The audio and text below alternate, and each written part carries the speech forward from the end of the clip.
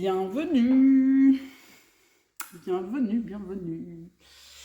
Et donc moi c'est Maud sur les réseaux sociaux et moi le réseau social sur lequel je suis le plus actif c'est Instagram, c'est Maud Imaginaire et sur YouTube c'est la chaîne YouTube de Maud Imaginaire. Ça fait des mois, voire des années que je ne suis pas venue par ici. Donc par ici c'est une chaîne YouTube où j'aimais bien partager sur ma pratique du tricot, les laines. Et en fait, j'ai eu plein de changements dans la vie. J'étais très occupée. Puis j'avais la tête occupée aussi, je pense. Mais là, ces derniers temps, ça fait quelques temps que j'ai envie de revenir parce que j'adore toujours autant partager et discuter laine, mais pas seulement, aussi art textile, savoir-faire manuel en fait. J'adore ça, parler de savoir-faire manuel. D'ailleurs, je suis assise sur une chaise qui a été refaite par copine Mélise. Je ne sais pas si vous avez vu, mais maintenant, elle est tapissier. On dit tapissier, apparemment, parce que tapissière, c'est autre chose. Et elle nous a refait des assises de chaise en tartan. Beaucoup trop belles. J'ai partagé des images... Donc ça, c'est copine Mélise qui maintenant partage sur Instagram sur Mon Coin Cosy. Et c'était un aparté pour dire que sur cette chaîne, on aime parler savoir-faire manuel, partager là-dessus. Donc ça sera principalement du tricot, de la laine, mais aussi autre chose. Et que oui, j'ai fait des vidéos il y a longtemps et que j'ai arrêté pour diverses raisons. Mais là j'ai envie de revenir pour une saison 2. J'ai essayé de regarder les numéros, à quel numéro j'étais de vidéo, mais en fait ça fait pas trop de sens parce que clairement c'est la saison 2, parce que ma pratique du tricot a vraiment changé, je pense. La saison 1, j'étais un peu dans le tricot, je tricote, parce que c'est ma façon d'apprendre les choses, de découvrir les choses, j'expérimente, et puis après je vois ce qui marche pas. Et là j'ai un peu changé, je pense que je tricote plus lentement, un peu moins, mais du coup je cherche plus des choses qui me plaisent, qui me vont. J'ai peut-être un peu plus la connaissance de tout ça, ou je vais me planter encore, hein, certainement, mais... Donc c'est la vidéo 1 de la saison 2. Je ne sais pas si je vais revenir à quelle fréquence, certainement pas une fréquence très élevée, mais ça me fait super plaisir d'être là parce que j'adore partager. C'est grâce à tous ces partages que j'ai découvert le tricot et le monde du tricot et le monde de plein d'autres choses. Donc je suis très heureuse d'être là et bienvenue pour ceux qui étaient là à la saison 1. Merci d'être encore là. Et puis bienvenue à tous et toutes. Ok, on va parler tricot un peu. Du coup, aujourd'hui, je me disais, je vais vous parler d'objets finis, un peu comme le même principe que les vidéos tricot en général sur YouTube. En cours, un autre craft que j'ai commencé grâce au podcast, à la chaîne YouTube de Tommy Tricot. Dans la vraie vie, je pense qu'elle s'appelle Camille et elle m'a fait découvrir le Canva, donc je vais vous montrer ce que j'ai en train de faire.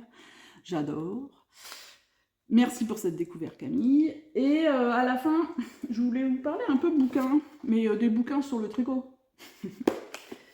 Et donc ça sera à la toute fin. Je me dis que saison 1, je parlais un peu de lecture, pas de façon très suivie. Et là, je me disais, quand j'ai des lectures sur le tricot ou les arts textiles, je peux en parler un petit peu ici. Donc voilà, c'est parti. Projet fini. J'en ai deux. Je vais pas vous remonter juste depuis la saison 1, mais du coup, les derniers, j'en ai deux. Et il y en a un. Il est magnifique. Je suis super fière de ce projet. C'est pas pour moi, c'est pour ma femme. Je rentre dedans quand même. Donc, ma femme est une brindille. Je ne sais pas combien elle fait de tour de poitrine, mais j'ai dû faire une des premières tailles. Il y a pas mal d'aisance, donc même si c'est une brindille et que je dois faire 20 à 30 cm de plus qu'elle en tour de poitrine, je rentre dedans, mais ça tombe pas du tout pareil sur elle. Donc c'est le gilet Big Love de la designeuse qui s'appelle Angstrick sur Instagram. Et j'étais super contente de tricoter un de ses patrons. Parce que elle a beaucoup de classiques que j'aime beaucoup et j'en avais jamais fait en fait. J'avais jamais tricoté un de ces patrons. Donc ça c'est un gilet col-châle. Vous voyez avec sur le corps un point texturé. C'est un mélange de côte et puis des points envers endroit. Il est sympa dans l'autre sens aussi d'ailleurs, j'ai trouvé. Côté envers. Donc on le tricote à la fois à plat et en rond sur les manches. Et c'est un gilet qui n'a pas de boutonnière. Et Aurélie a trouvé cette broche qui est super jolie. Donc je sais pas si par ici on a une passion pour le tartan dans cette famille, dans cette maison plutôt. Du coup elle a trouvé ça sur Etsy. Je mettrai le nom de la créatrice dans la barre d'infos de la vidéo. Mais du coup ça va très très bien avec le style. Donc pour reprendre, c'est un gilet col-châle avec ce motif texturé. Alors le motif texturé, que dire? On se repère quand on le tricote, donc c'est pas si compliqué, mais pourtant moi je me suis gourée quand même souvent, soyons clairs. Je me suis gourée souvent, je sais pas trop pourquoi, pourtant franchement on se repère. Donc je crois que ça allait mieux en rond. Donc voilà, après il est vraiment super sympa, ça rajoute au moelleux, ça rajoute de la texture au gilet, c'est vraiment super sympa. Je l'ai rallongé énormément par rapport à... Il est assez cropped en fait sur le modèle de la designeuse, et Aurélie le voulait beaucoup plus long, donc je l'ai rallongé. On commence par le col. Alors ne faites pas comme moi, j'ai recommencé 2-3 fois parce qu'elle précise qu'il faut marquer son sens de tricot, et c'est vrai, parce qu'en fait je me suis trompée 2-3 fois pour l'assemblage, mais c'est super joli. En fait au bout là on fait du double knitting aussi, je trouve que ça fait une très très belle finition pour la fin, donc tout le long on fait du double knitting. Elle a aussi des rangs raccourcis là, vous voyez, les côtes sont plus petites ici plutôt que là, pour que, je sais pas si vous avez déjà, quand on fait des gilets, moi ça m'arrive quand même assez régulièrement que ça remonte à ce niveau-là. Donc je me suis dit que c'était pour ça qu'elle avait fait ça, et du coup ça remonte pas, ça rebique quoi. Je sais pas si vous avez déjà, sur les fins de boutonnière, je trouve que ça rebique pas mal. Je vais enlever la broche parce qu'elle fait un bruit pas possible. Et voilà, c'est un gilet. J'ai changé aussi complètement le rythme des diminutions sur les manches. Je sais pourquoi ces derniers temps, en fait, je ne suis plus jamais le rythme des diminutions sur les manches. Ça ne correspond pas du tout à ce que j'ai envie. Donc j'ai changé ce rythme. En fait, au début, je ne diminue pas du tout, jusqu'à peu près au coude, et après, je diminue plus. Donc voilà, franchement, je suis super fière de cet ouvrage. Ça lui va super bien. Je le repasse un peu bien qu'il fasse super chaud. Pour vous montrer un peu porté, il y a des photos sur Instagram sur Aurélie. Parce que je vous dis, en fait, il est prévu avec beaucoup plus d'aisance, même si moi je rentre dedans quand même. Et ouais, franchement, je l'adore, ce gilet. Pardon. Et donc, ce gilet, il a été fait dans une laine, un fil, que j'ai trouvé au Festival de laine à Felletin, en Creuse. Pas l'année dernière, mais l'année d'avant, on avait été à Felletin avec des copines. Si vous pouvez y aller, allez-y. Donc c'est ce fil-là. Si vous pouvez y aller, allez-y. C'est vraiment un super festival. J'ai vraiment beaucoup aimé. Déjà, il y avait beaucoup de monde. Ça m'a fait vachement plaisir. Il y a plein de stages aussi, des ateliers sympas. Moi, j'avais fait la balade botanique et j'étais ravie d'avoir pris la balade botanique, et c'était plutôt dans le sens plante tinctoriale du coup, parce que c'était dans le cadre du festival, même si l'intervenant n'était pas spécialisé en plante tinctoriale, lui c'est la botanique en général qui l'intéresse, mais la balade botanique elle était passionnante. Et en plus, du coup, ça m'a fait découvrir encore plus le coin là de Felletin, qui est un super coin, qui est vraiment un super coin. J'ai trouvé ça super joli, la campagne autour de Felletin, la campagne en Creuse. Et voilà, donc, et puis le village de Felletin, j'ai découvert aussi le collectif des Michelines, qui est un collectif qui fait de l'impression, et j'aime beaucoup l'impression aussi. Il y avait aussi pas mal d'activités dans le village, et c'était super sympa. Il y avait des décorations tricotées. C'était vraiment un chouette festival et j'avais trouvé cette laine qui était un fil produit par Terroir Laine. C'est un fil mèche ou single. La laine, elle est quand même cardée. Ça ressemble pas mal à un fil qui pourrait être comme un fil de Lopi, mais c'est pas du tout comme un fil Lopi, hein. C'est hyper doux, confortable. J'étais super contente en fait de le tricoter. Alors je l'ai tricoté en aiguille 4,5. Pourtant c'est un fil assez grand, mais en fait comme il est cardé, il est assez dodu, je pense. Enfin, il prend de l'espace. Et j'avais envie de le tricoter en 4,5 pour avoir un tissu assez qui se tienne, quoi.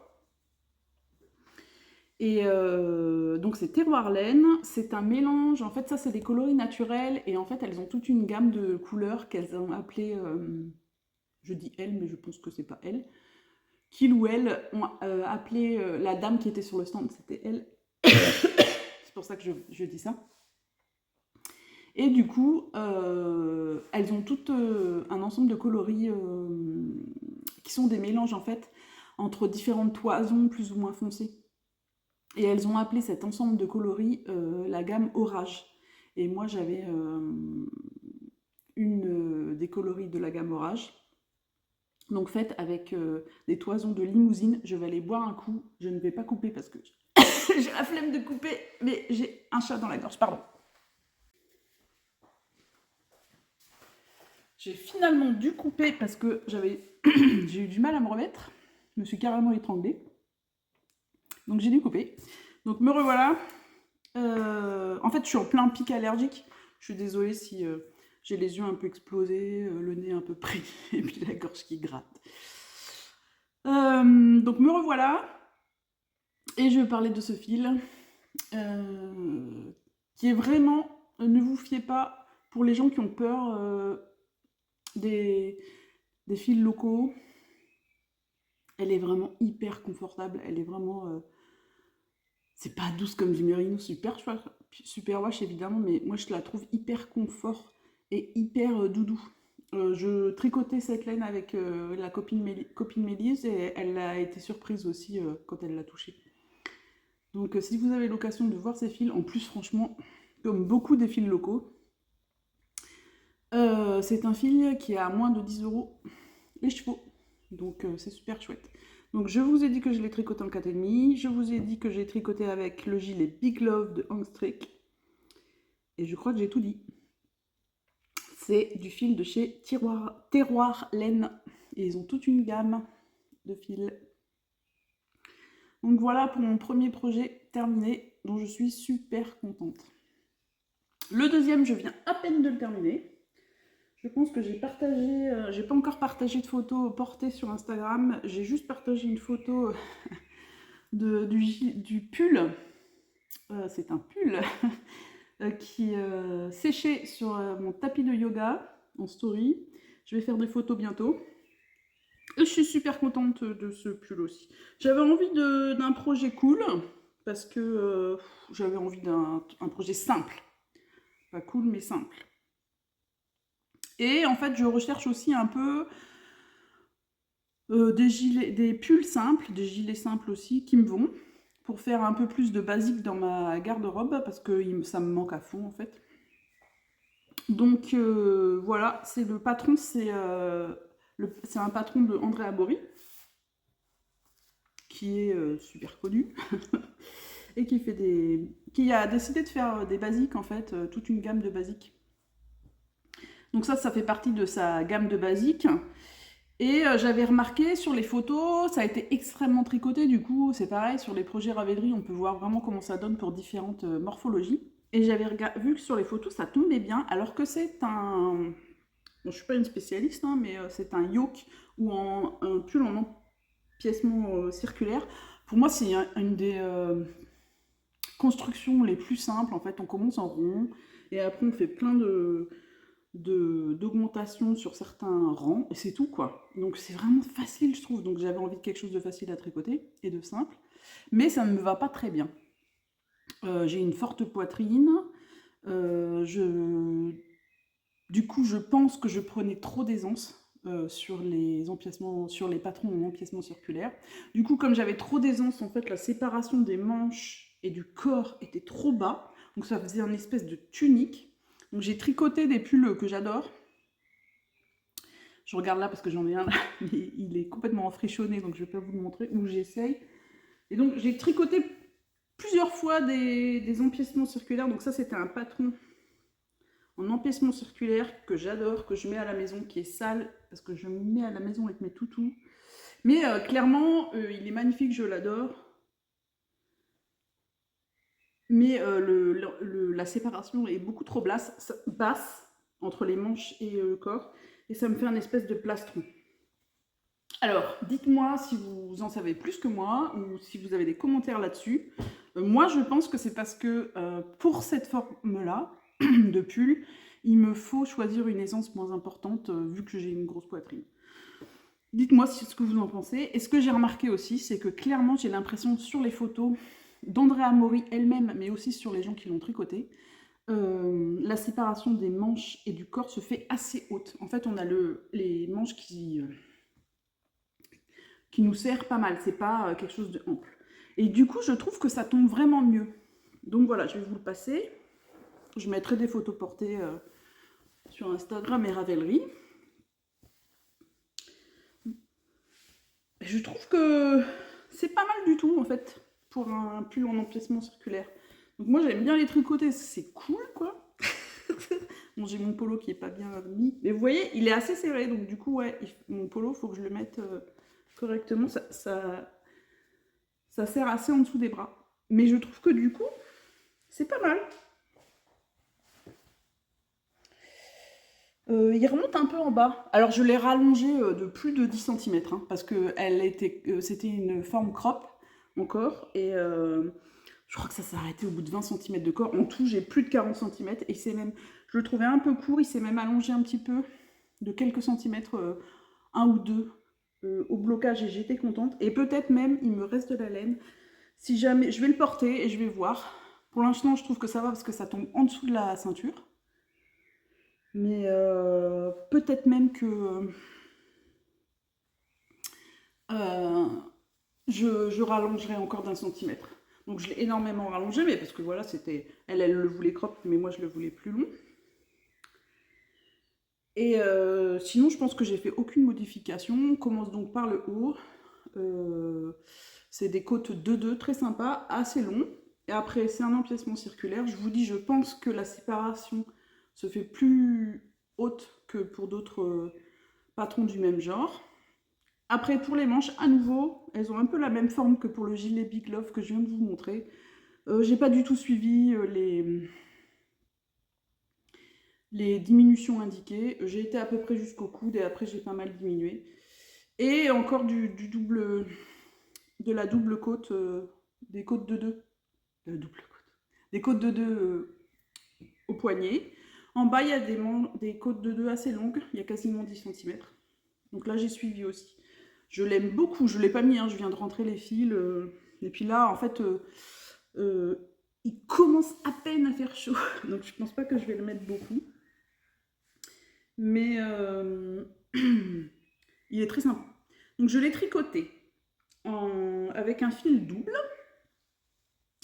C'est un fil que j'aime bien utiliser. Moi, je suis vraiment plus du tout de la team mohair. C'est pareil, j'ai expérimenté à fond le mohair. Mais j'aime pas, il y a trop de poils. Et en fait, je travaille en laboratoire de recherche et j'en mets partout, ça va pas du tout. Et puis, j'aime pas, c'est trop poilu. Ouais, c'est trop poilu. Alors après, je pense qu'il faut que j'essaye aussi les laines qui sont carrément filées avec du mohair dedans. Parce que ça là, ça a l'air trop sympa. Mais moi, pour mon goût, j'aime bien cette laine pour tricoter en double, qui est la Titicaca, qui est pas chère du tout. Que je trouve sur le site de Laine et Tricot. Il y a une gamme de couleurs de folie. Et là, je l'avais acheté pas du tout pour ce projet, mais c'est un violet. Comment ça s'appelle? Purple Rose, le coloris. C'est du 100% alpaga. Et vous voyez là, le fil, il est très très fin. Et il est à peine poilu. Et j'aime bien la tricoter en double. C'était un conseil du super podcast de la designeuse Yarnflex Audrey Borrego qui parlait de ce fil. Et du coup, depuis, je l'ai pas mal utilisé en tricotant en double comme ça. Ça me permet d'obtenir ce tissu bien marbré, bien chiné, et j'adore. Donc l'autre laine, c'est une laine de boucle laine. C'est leur fil Ouessant. Je l'avais trouvé aussi à Felletin. Je l'avais acheté pour faire un projet complètement différent aussi. Mais voilà, je suis super contente de ce projet-là. Donc j'ai mélangé les deux. Donc le fil Ouessant, là c'est je me souviens plus du nom du coloris, mais c'est un bleu marine, très foncé. Et le fil Ouessant, vraiment, il est un peu rustique, c'est-à-dire qu'il accroche un peu. Je pense que pour le jacquard, c'est super. Je ne l'ai jamais utilisé pour le jacquard, non, je crois pas. Mais au blocage, il fait vraiment, je sais pas si vous le voyez à la vidéo, mais il s'aplatit, il se lisse, c'est super joli quoi. Donc j'étais vraiment contente de cette association et de ce pull. Donc un basique, et je pense que du coup je le retiens. Donc quand j'ai envie de tricoter un truc cool, je pense que je referai ce patron. Et surtout, si vous avez des commentaires sur cette construction par rapport à votre morphologie et tout, racontez-moi, parce que ça m'intéresse. J'ai envie d'essayer d'autres basiques. Le raglan, ça me va pas forcément. Mais c'est pareil, je pense que peut-être il faut que je trouve la bonne aisance pour le raglan pour moi, pour ma morphologie. C'est peut-être ça qui coince aussi. Et après, il y a les manches montées, tout ça. Enfin, j'ai envie d'essayer d'autres patrons comme ça pour voir quelle aisance est la meilleure et tout ça. Donc pour mes projets finis, c'est tout pour aujourd'hui. Et mes encours. Alors mes encours, je m'amuse bien. J'ai vu qu'il y avait une petite folie sur Instagram et dans les vidéos sur ce tricot-là. Et en fait, c'est du tricot shirt. C'est un fil que j'ai acheté à Picnic Wooland. Wooland, c'est l'association qui organise des festivals en Ariège, donc dans mon coin. Tous les fin août. Et il y a aussi, elles organisent aussi des rencontres en fait entre tricoteurs et tricoteuses, dont un pique-nique en juin. Et le prochain, c'est le week-end, c'est le 9 juin. Donc c'est bientôt là. Et généralement, à ce pique-nique, il y a des lainières qui sont là. Pas à chaque fois, mais de temps en temps, il y avait là. Et là, il y avait Aurélie de Un instant chez moi, la boutique qui est à Tarascon sur Ariège. Elle a également un site qui était là. Et elle avait ce fil qui est en fait du fil qui s'appelle de Krenke, qui est un fil recyclé qui s'appelle Denim, je pense, et qui est un fil recyclé à partir de jean. Donc il y a toute une gamme de couleurs dans les couleurs du jean. Le fil est super doux et assez frais au toucher. Donc chouette. J'avais prévu, je l'avais acheté il y a plus d'2 ans, je crois. Et j'avais prévu de faire ce tricot, exactement ce tricot-là, pour donc ce tricot du patron short de Nîmes, de Alice Hammer, mais je ne l'avais jamais fait. Et là, c'était parti. J'avais envie de tricoter des tricots d'été un peu plus. Et du coup, j'ai repris ce tricot. Je suis bien contente. Donc, on commence par les jambes. Donc, on commence par le bas. C'est assez marrant. Donc là, on commence par des petites côtes. Et là, j'ai une jambe et 2 jambes. C'est un patron qui est très sympa. Ce que j'aimais bien, c'était que c'était assez large sur la jambe, sur la cuisse. Et après, quand ça remontait, il y a un pli en fait à l'arrière et sur le côté. Et il y a des pinces sur les deux devant. Je le trouvais très très joli. Je bidouille un peu en fait parce que pour ma longueur de taille, non, comment on dit, ma mesure de taille, et ben je dois avoir à peu près, j'ai choisi la taille XL, donc à peu près 100 cm. J'ai le bon échantillon, je tricote en aiguille 3,5. Alors c'est un fil qui est classé dans les worsted, mais c'est un fil, bah déjà pour le short, j'ai pas du tout envie que ça baille. J'ai pas envie qu'on voit ma culotte, quoi. Et Et donc je la tricote en 3,5 même si c'est classifié worsted. Et je pense que comme les fils d'été, comme le répète tout le temps Yarn Flex dans ses super vidéos sur les fils, je pense que même si c'est classifié worsted, ça n'a rien à voir. En fait, les fils d'été, c'est pas du tout les mêmes matières. Et donc du coup là, voilà, c'est un fil worsted, mais je le tricote en 3,5. Je bidouillais un peu pour la taille. Donc pour la taille, j'avais choisi au départ la taille XL. Et en fait, je commençais mais la cuisse. J'ai le bon échantillon et en fait j'ai fait une erreur. Heureusement que j'ai fait cette erreur, j'ai détricoté. Et là je me suis rendu compte que la largeur de cuisse, qui était celle prévue dans le patron, était énorme, quoi. Mais vraiment, c'était drôle. J'ai envoyé une photo à Aurélie. J'aurais pu mettre 6 cuisses.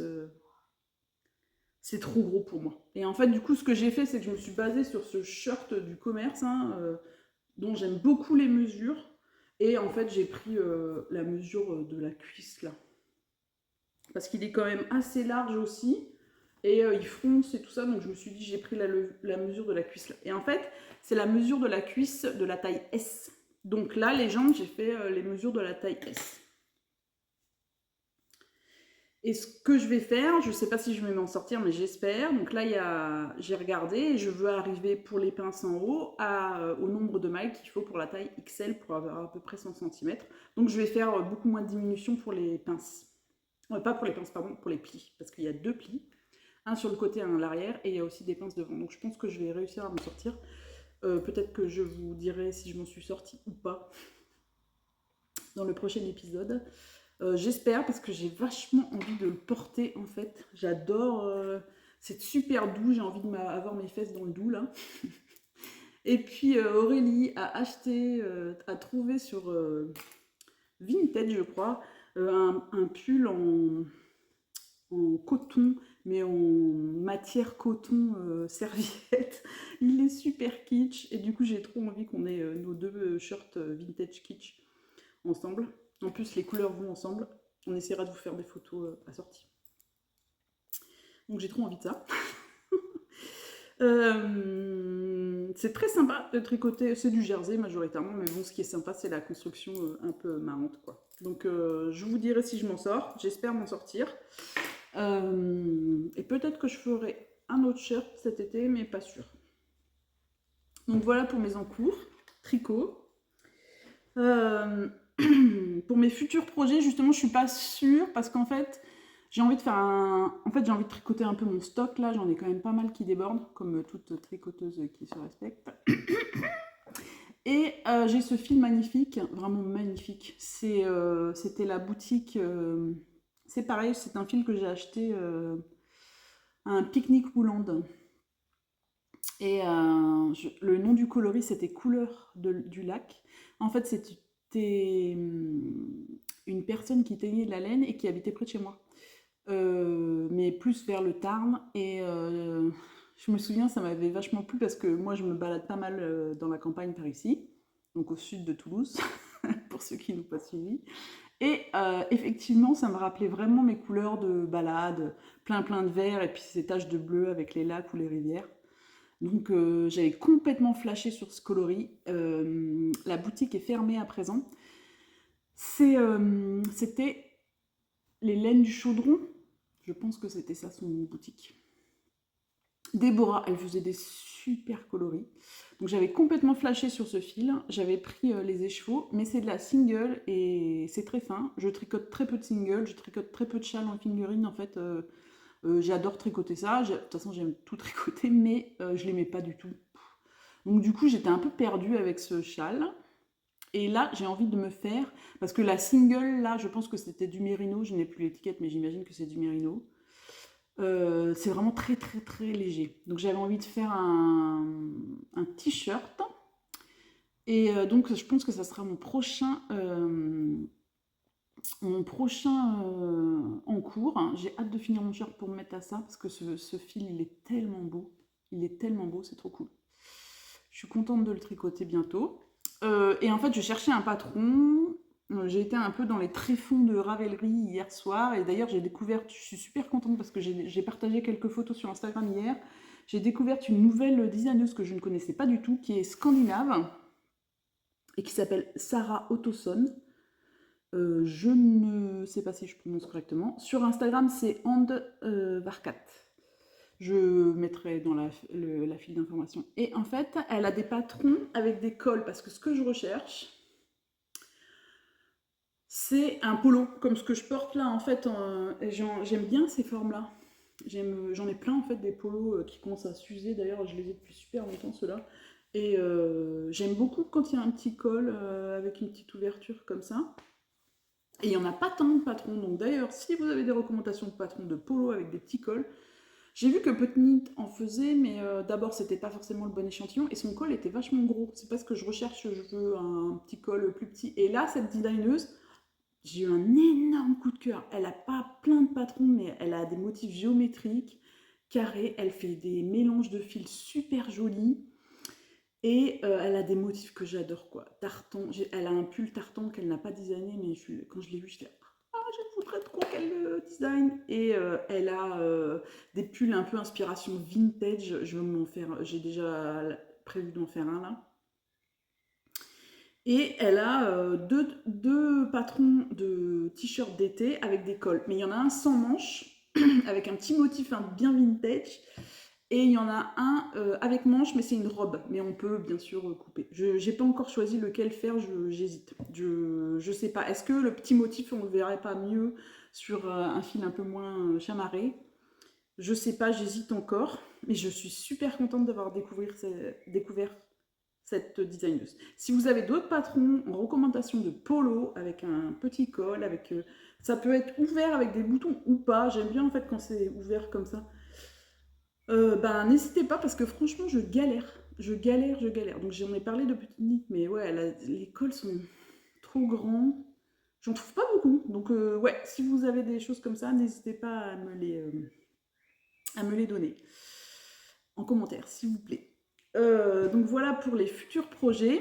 Je voulais vous parler aussi donc grâce à la chaîne YouTube de Tommy Tricot, si vous ne connaissez pas, mais je pense que vous connaissez. Elle est super sympa, elle fait du crochet, du tricot, elle bidouille, elle fait plein de mélanges de laine, j'adore regarder ses vidéos. Et elle a parlé d'une marque de canevas. Alors, comme tout le monde, moi, le canevas, j'avais en tête les grands cerfs dans des gammes de couleur marron. Mais elle a parlé d'une marque de canevas super sympa. C'est Canvas Fatal. Franchement, donc là, j'ai acheté Verfeuille, c'est un des kits pour débutants. C'est le premier que j'ai acheté, j'en ai acheté d'autres depuis. Hein. Parce que ça me plaît vachement. Donc en fait, dans les kits, ils mettent l'aiguille pour les débutants. C'est pas dans tous les kits pareil, mais là, c'est le kit pour débutants. Donc ils mettent comment ça s'appelle, la toile avec le dessin dessus et les fils. Alors j'ai eu pas assez de fils, j'ai dû en racheter. J'ai vu sur Instagram qu'il y avait des gens qui partageaient le même aventure. Je sais pas si c'est parce que du coup, comme on est débutante, vous avez vu l'envers, le bazar. Je pense que je fais pas forcément les meilleurs choix pour aller chercher la couleur à côté pour l'autre motif, etc. Donc peut-être qu'on perd du fil pour ça. Mais du coup, j'ai été en racheter dans une mercerie à Toulouse. J'ai trouvé exactement les mêmes qualités des MC là. Et c'est pas très cher. Mais j'espère que je vais pouvoir le finir sans racheter de choses. J'adore ce motif. Donc c'est sympa parce que du coup, on découvre aussi des illustrateurs et illustratrices. Et là, sur Instagram, c'est Monsieur Axop qui a fait ce super mignon lapin. Et j'aime vraiment parce qu'ils ont des illustrations toutes douces, toutes mignonnes, ça fait du bien. Et ce que j'aime bien dans le canevas, c'est que c'est vraiment facile. Des fois, je suis vraiment trop crevée même pour du tricot. Enfin, à part si c'est du jersey en rond, mais des fois, voilà. Et là, c'est vraiment simple, mais c'est aussi quand même méditatif. Il y a quand même un petit coup à apprendre. On a plaisir, le toucher du fil. Je sais pas si c'est important pour vous, mais pour moi, ça l'est. J'adore. C'est tout mignon. Moi, c'est vraiment doudou, quoi.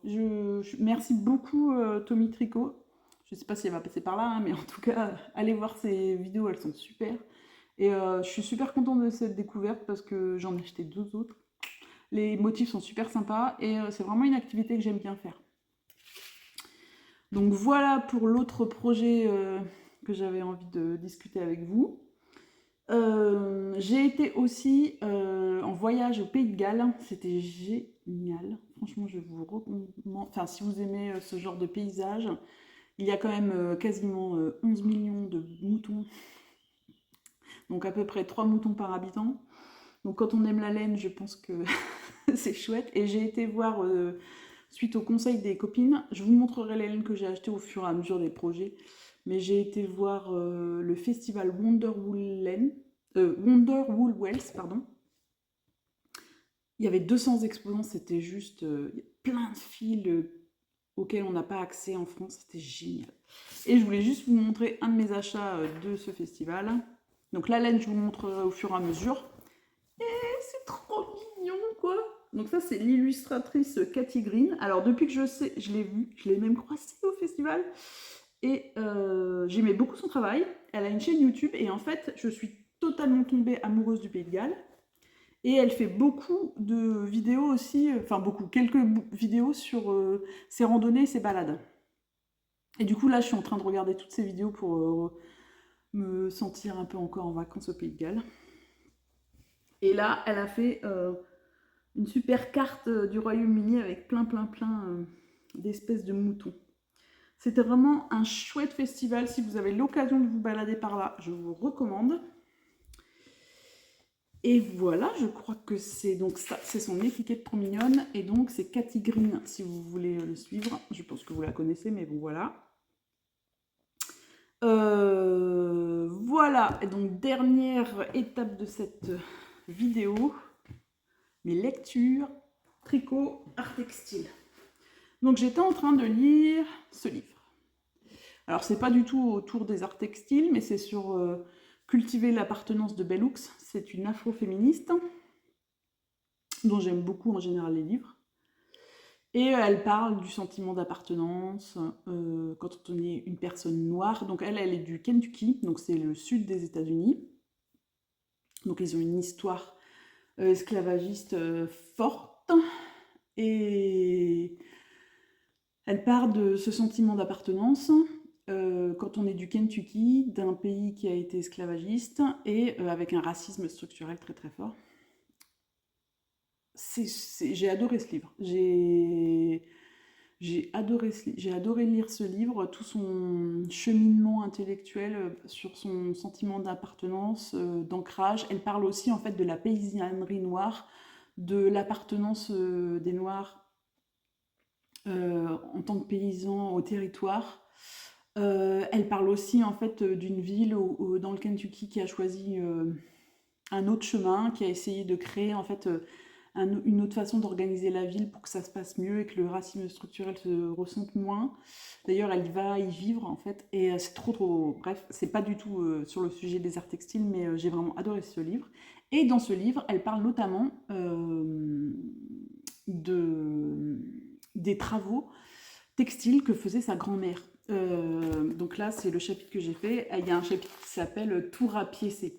Et elle parle de sa grand-mère, c'est trop beau. Et elle parle du rôle des arts textiles, du patchwork dans l'expression de l'individualité, de la créativité de sa grand-mère. Et c'était super intéressant. Du coup, suite à ça, j'avais envie de lire plus sur la sociologie, un peu sur des livres sur le tricot, mais pas des livres de patron, quoi. J'avais envie de lire plus sur le rôle de l'art textile dans nos vies, etc. Et du coup, j'ai fait... Je connais pas beaucoup de livres, donc pareil, si vous avez des recommandations, n'hésitez pas à le mettre en commentaire. Je connais pas beaucoup de livres sur ces sujets. Il y a beaucoup de livres que je connais, c'est des livres de patron, en fait, mais c'est pas vraiment ça que je recherche, c'est plus le rôle des arts textiles dans nos vies, quoi. Et j'ai fait un appel en story sur Instagram et vous m'avez recommandé beaucoup celui-là. Je l'avais déjà vu passer. Le pouvoir du tricot, retisser nos liens dans un monde désuni, de Loretta Napoleoni. Je l'ai trouvé sur Vinted, d'occasion. Franchement, je l'ai lu super vite, ça se lit très très vite. Je trouve qu'elle allait dans tous les sens, que c'était pas très référencé ses propos. Je trouve que elle parlait souvent des femmes en général. On se demande qui sont ces femmes, d'où elles viennent. Est-ce qu'elle parle de son ressenti à elle ou elle le généralise en fait et ça me dérangeait. Mais il y a aussi plein de choses intéressantes. Elle parle de coopératives autour de fils de yak en Mongolie. Elle parle d'expériences de coopératives aussi de tricot en Alaska. Ça m'a beaucoup intéressée. Donc j'aime pas du tout sa façon d'écrire, mais aussi son approche. En fait, elle a peu de recul sur la sociologie, sur la façon de parler des femmes, etc., de leur expérience en général. Après, il y avait des choses sympas. Je l'ai lu en 2 jours, franchement, ça se lit hyper vite. Elle parle aussi de son expérience personnelle, mais je trouve que ça allait aussi un peu dans tous les sens. Donc voilà, c'était une lecture rapide, avec des choses intéressantes dedans, mais franchement, c'était pas une super expérience. Au festival de Wells, pardon, j'ai découvert aussi The Daughter of Shepherd. Bon, ma prononciation anglaise est nulle, pardon, mais c'est une marque de laine. Je ne vais pas acheter de la laine. C'est sur son stand que j'ai trouvé Ah, c'est un tea towel, je ne l'ai même pas dit. Donc c'est une petite serviette pour mettre pour le thé. Mais c'est sur son stand que j'ai trouvé ça. Et sur son stand, elle parlait de ce livre. Donc c'est un livre en anglais, pour le coup. A Short History of the World According to Sheep. Donc c'est en anglais, donc désolé, j'ai pas vu, il n'y a pas de traduction. J'ai commencé, c'est génial. En fait, c'est du coup une petite histoire du monde selon les moutons. Bon, évidemment, c'est selon les humains qui observent les moutons, mais du coup, elle parle de la domestication des moutons, du rôle de la laine, dans l'habitat, l'architecture, mais aussi après les vêtements, évidemment. Des liens entre la domestication et les chiens. J'adore les chiens, il faut savoir que j'en ai 3, donc ça m'a super intéressée. Elle parle de cette rôle de sa laine, même au temps de l'Empire romain, où il y a un empereur qui découvre cette laine et qui fait importer sa laine, etc. C'est super intéressant. Je suis... J'ai pas fini. Alors, le livre, il est trop beau. Il y a... À chaque chapitre... Alors, Florence de Laine Delphine, coucou copine, si tu passes par là, je sais pas si tu passerais par là. Elle m'a dit que les noms de chapitres, les titres de chapitres étaient reliés en fait à des ordres pour les chiens de berger, mais je ne savais pas parce que je ne connais pas ces commandes pour les chiens de berger, mais j'ai trouvé ça super chouette. Et en fait, à chaque chapitre, il y a des impressions. Il faut savoir qu'une autre de mes passions dans la vie, c'est l'impression. J'adore ça, je trouve ça hyper beau. Je dessine un peu, je peins un peu et j'imprime un peu quand je peux. Et donc chaque chapitre commence par... Celui-là, elle est vraiment trop trop belle, quoi.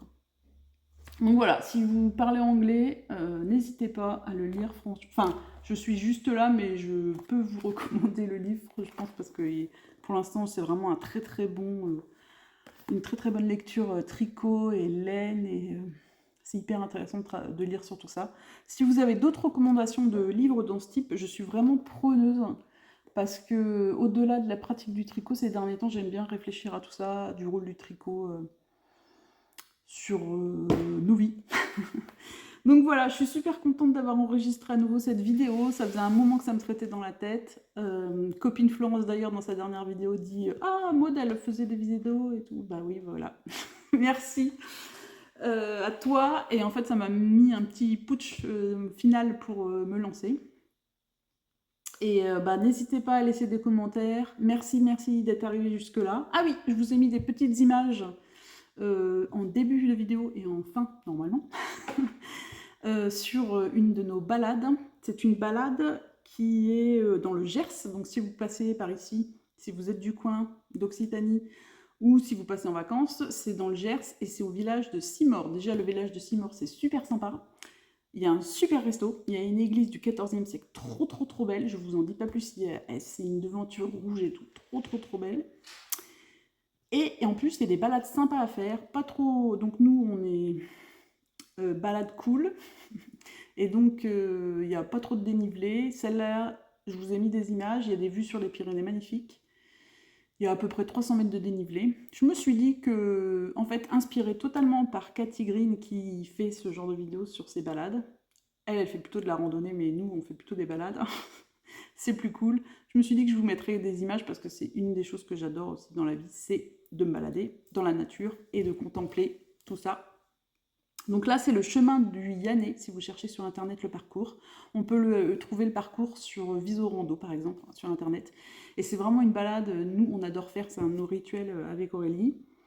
Mais c'est une super balade. Sur le chemin, en fait, vous avez plein de vues superbes et il y a du land art. Il y a 5 œuvres de land art. Donc ça, j'adore, parce que du coup, ça mélange à la fois art, nature, et puis le super petit village. Il y a un super petit resto et tout. Donc si vous passez dans le coin en Occitanie ou si vous habitez par là, je vous recommande. Et j'essaierai de vous mettre des images comme ça de nos balades dans les vidéos. À bientôt, merci d'être passé par là. Salut!